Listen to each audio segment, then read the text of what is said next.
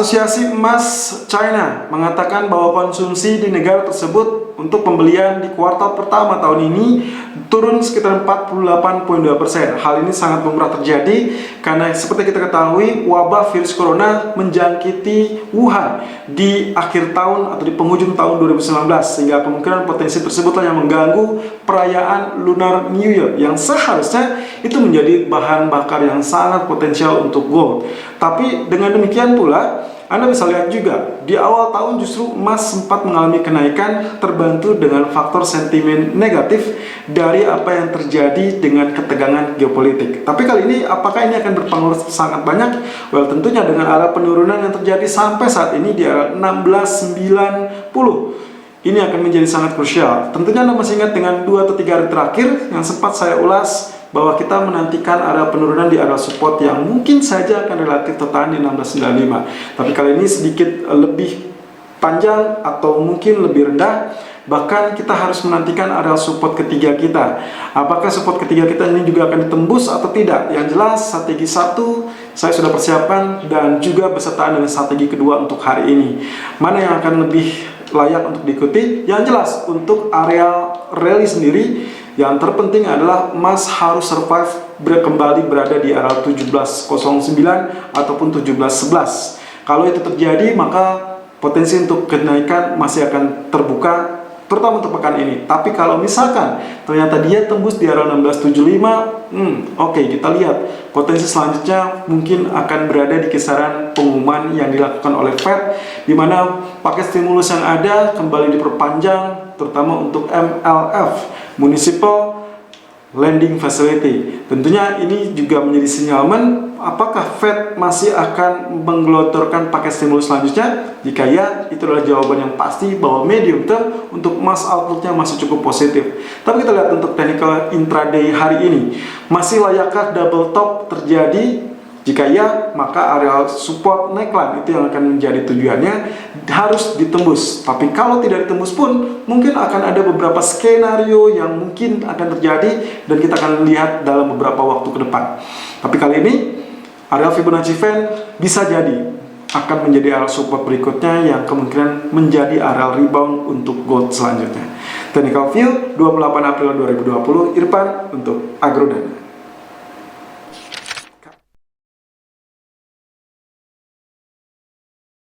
Technical View Gold 28 April 2020 per jam 12:03 waktu Indonesia bagian Barat. Area high 1716.70,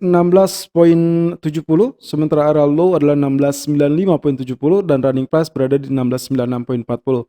Oke, akhirnya penurunan yang kita nanti terjadi hari ini dan sangat-sangat dinantikan setelah tembus area di bawah 1700. Anda bisa lihat di sini area 23.6%, 1705 pun ditembus.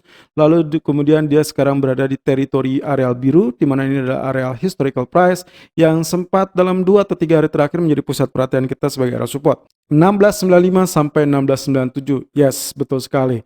Dan apa yang terjadi kemarin, penurunan sangat bagus ya, terjadi 1727 sampai 1706.10 dan dia ditutup 1713.80. So, areal yang menjadi areal buyer pun sebetulnya itu berhasil karena saya sempat sebutkan arealnya di 1707 ya.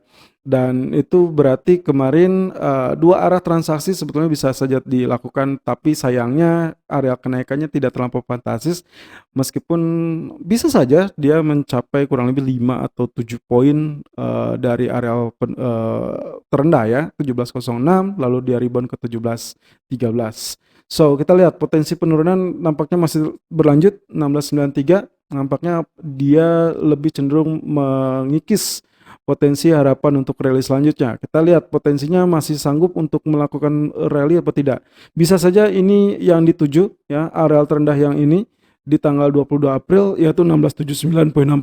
Tapi kita lihat apakah potensi tersebut terjadi apa tidak. Ini sesuai dengan area 38.2% yaitu di 1679.16. So, kalaupun misalkan masih terjadi, berarti saya tidak akan menganjurkan sell-nya, tapi saya akan mencoba untuk mencari areal buy on dip berikutnya setelah areal 1695 1697, berarti kita di titik gentingnya adalah areal stop loss. Stop loss kita di areal 1689. Kita lihat potensi selanjutnya di areal mana. Oke, di grafik keempat berarti yang harus kita tuju ini dia sedang berada di area 50% area, di mana area 50% ini adalah area penting dalam 3 hari terakhir kita karena berhimpitan dengan areal neckline yang sebelumnya terjadi, yaitu di area ini. So, target selanjutnya penurunan kemungkinan adalah di area Fibonacci Fan 50%. Dan areal tersebut berhimpitan dengan areal 61,8% di areal 1683. So, berarti kita memiliki area support selanjutnya, support ketiga untuk kategori medium term untuk kategori buy on dip. Kalau misalkan 1695 sampai 97 gagal, maka kemungkinan target selanjutnya akan ada di area 1683 ataupun area 1687. Jadi ini cukup lebar ya area support berikutnya. Saya sih berpikir ini ya, area tengahnya adalah 1686 1687. Jadi kemungkinan potensinya neckline untuk area double top sendiri sebetulnya kalau dari kategori daily chart itu adalah di area biru ini 1671. Dan kalau ini ditembus berarti dia akan melanjutkan terkonfirmasi sempurna sebagai area double top. Tapi kalau dia tidak berhasil tembus, maka kemungkinan dia potensinya di-reboundkan atau dipantulkan kembali. Kita lihat potensinya banyak sekali outlook yang mungkin saja terjadi di sini. Kalau ternyata double top gagal, berarti dia akan menjadi double bottom. Kalau double bottom gagal atau dia cenderung tertahan di area ini, berarti dia lebih bukan kepada double bottomnya, tapi lebih kepada mungkin saja potensi membentuk flag atau bagian dari bagian bendera. Ya, di grafik keempat pun kita masih bisa mengandalkan area Fibonacci Fan seperti ini. Jadi area 1686 ataupun 1685 akan menjadi sorotan utama kita selanjutnya. So, untuk kali ini strategi pertama kita adalah melakukan buy on dip di area 1696 ataupun 1697 dengan target pertama adalah 1703 dan target kedua adalah 1710. Stop loss adalah 1689.00.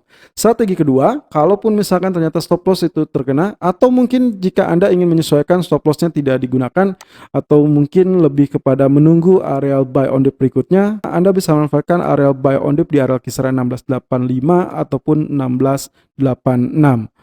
Di area tersebut dengan target pertama kemungkinan berkisar kurang lebih di area 6 poin dari area pantulan tersebut, yaitu di area 1692, dan target keduanya tentunya akan berada di kisaran 1697 ataupun 1700. Kurang lebih seperti demikian. Stop lossnya tentunya yang harus diantisipasi adalah 1679.00 area, di mana kemungkinan potensi untuk mengejar area double top untuk area neckline-nya bisa saja dikejar. So, untuk antisipasi segala kemungkinan terjadi, baiknya Anda menggunakan area stop loss ataupun risk management. Kategori medium term, Anda bisa melakukan buy on dip di area 1695, lalu buy on dip kedua adalah di area 1685. Selisih 10 poin, namun menurut saya itu adalah angka yang cukup logis untuk kategori medium term karena posisinya sampai nanti malam kemungkinan kita akan outlooknya mewaspadai dari consumer confidence rilis data dari AS di jam 9 malam. Oke, selalu gunakan stop loss dan risk management sesuai dengan equity dan strategi trading Anda.